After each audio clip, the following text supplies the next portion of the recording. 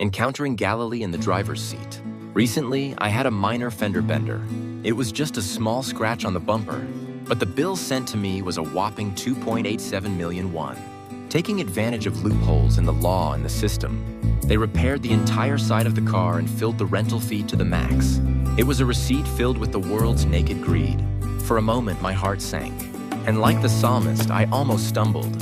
Honestly, I was deeply shocked, because recently I believed and proclaimed that the world is God's temple, and that everyone is a priest within it. But my theology was mercilessly cracked by the sharp pebble of reality.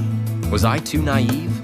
The world is so selfish and brutal, and overcome by a sense of injustice. I even decided to honk more often, and become fierce and defensive. But when I opened the Bible again in today's pouring spring rain, I began to see the true face of the gospel. Jesus proclaimed the kingdom of God 2,000 years ago, but Galilee and Magdala were never romantic utopias.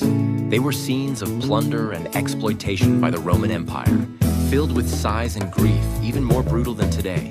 Jesus stepped right into the middle of that mud and made a radical declaration that God's reign and justice had already begun. As Dominic Crossan said, Jesus' message was different from John the Baptist's.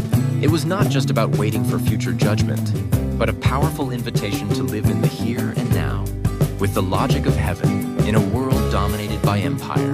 The saying that a mountain will be thrown into the sea was a declaration not to surrender to the logic of empire, but to trust God completely, even before evil systems that seem unshakable.